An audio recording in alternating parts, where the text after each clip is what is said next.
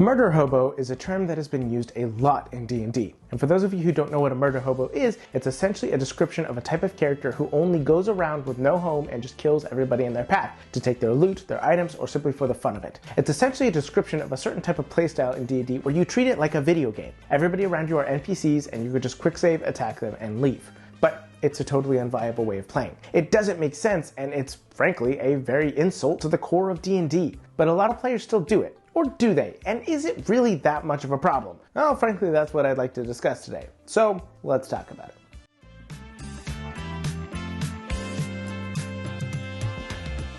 Play Your Role is a proud affiliate of Only Crits Dice. Check the link in the description for beautiful hard-edged dice sets as well as a coupon code in order to be able to get 15% off your next order. If you want amazing high-quality tabletop products as well as to support the channel, please go ahead and check it out. Enjoy the video.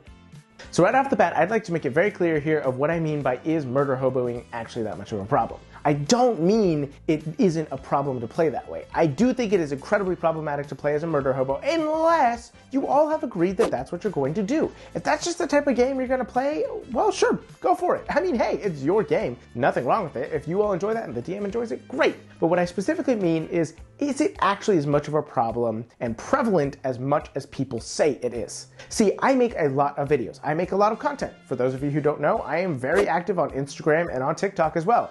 Working on Twitter, it's not really my favorite. But the point is, I post a lot of stuff on there, and a lot of the shorts that you see on my YouTube actually come out first on TikTok. And so you could go over to TikTok and you can see me talk about all these encounter ideas, these NPC ideas, these monster ideas. I throw out every encounter idea that I have. And for most of them, I actually make these encounters in my game. I don't just make them up on the fly, they have appeared in my game before. And the top comment is always, well, not always, but mostly the same thing. Well, that's great, but my players would just kill them. Or what keeps my players from just stealing everything they have? And that just confused me, because I've never experienced that. I've never had to deal with that. Frankly, in the first campaign I ever ran, I had one player in particular who would oftentimes act that way. Only one. And all I had to do was enforce consequences. He got the party kicked out of town. He got arrested. And pretty quickly, he began to realize you couldn't do that kind of stuff. And so, eventually he decided to leave the campaign. Now, I did talk with him about it. We had discussions about it, and I understood where he was coming from, and it just wasn't the type of game he wanted to play, which is okay. The rest of the party wanted to play this certain type of game, and he didn't. And that's fine. There's nothing wrong with that. But all I had to do was enforce consequences to cause him to realize that that wasn't an okay way to play. But still, the D&D community, specifically online, seems convinced that this is the default, that players will be chaotic, players will kill all the characters, players will loot everything. But I have not seen this. And you know what? I've only played with 2 groups. That is totally fair. I DM long-term for 2 groups, and well, other than occasionally joining others as a guest character, I don't really experience much. And that's totally fair. It really is. However, I have seen a lot of groups play. I've talked with a lot of people, and since starting this channel, I've gotten to connect with tons of people, and it's been awesome seeing their games. But I don't see murder hoboing. I don't see this archetype being displayed as much as people seem to think it is. And so it becomes clear that it must be very often a home game problem. A very specific home beer and pretzels sort of game where this sort of thing occurs. And I want to make it very clear, it shouldn't have to be a problem. DMs, if murder hoboing is happening in your game and you don't want it, you have failed, because it is clear you have not set the expectations to your players. And if you have set the expectations to your players that this is not going to occur and they're still doing it, you shouldn't be playing with that group because they do not respect you and respect the type of game that you're trying to run. It is okay for the players to not want to play the type of game that you want to run. That's okay. Disagreements happen. My light just fell over. Hold on. And we're back. What was I saying? Something about what?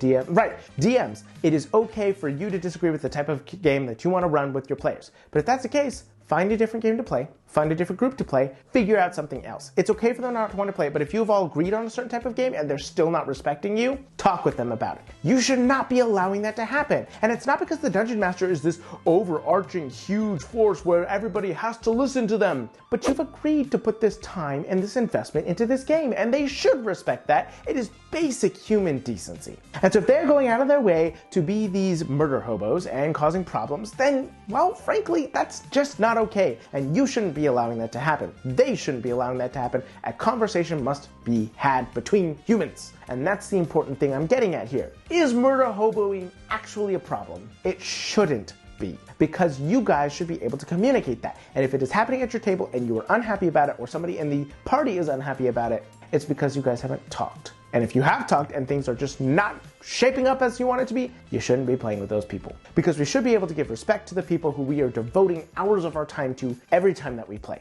It is basic human decency. So hopefully that makes it clear on my stance on murder. Really, the only reason it should ever happen is if your group has agreed to do it, or it is happening because you have not talked with each other as adults should. And if that's the case, I'm sorry, you should go do that. The other important thing to keep in your mind about murder hoboing is why your players are wanting to do it. See, it's weird. It's a weird way of playing, isn't it? And if people want to play that way, it becomes very clear that there's two things going on. Either one, they have no interest in roleplay and just want to play a video game. If that's the case, please go play Elder Scrolls Online or Final Fantasy or Monster Hunter, anything like that, because that's what it is that they're wanting to do. D&D really isn't the hobby that they're wanting to get into, and that's okay. Or two, they are bored. They are bored and want things to happen. And if that's the case, it is really easy for a dungeon master to fix that. Talk with the player and figure out what it is that they want. I recently had a player reach out to me and say, hey, no offense, you've been running great sessions, we've been having awesome roleplay, I'm bored because this isn't really what I'm interested in right now. Roleplay is fine and I love roleplay, but we've done it so much, I'd really like something to happen. And it was real easy to fix that for them. All I had to do was go cause that to happen.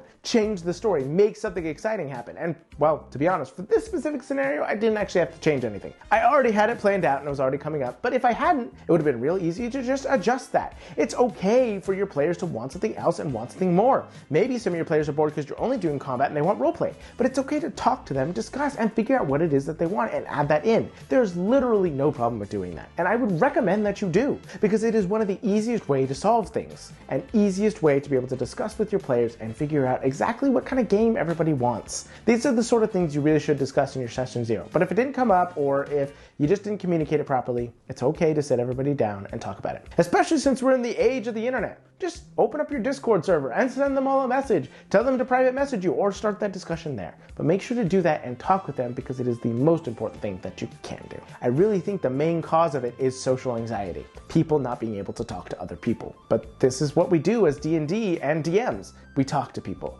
So go talk to them, discuss, and have an awesome game. And go out into the world and make it your own, you beautiful bastards. Don't forget to have a great day, and never forget to play your role. A huge shout out to all those divine bastards over on our Patreon that helped make this video happen.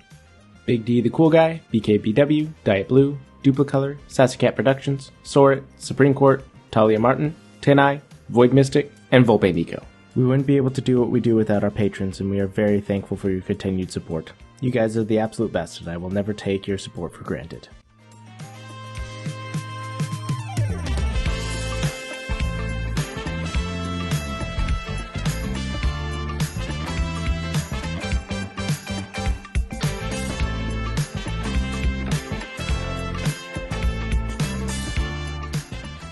Ah, shit.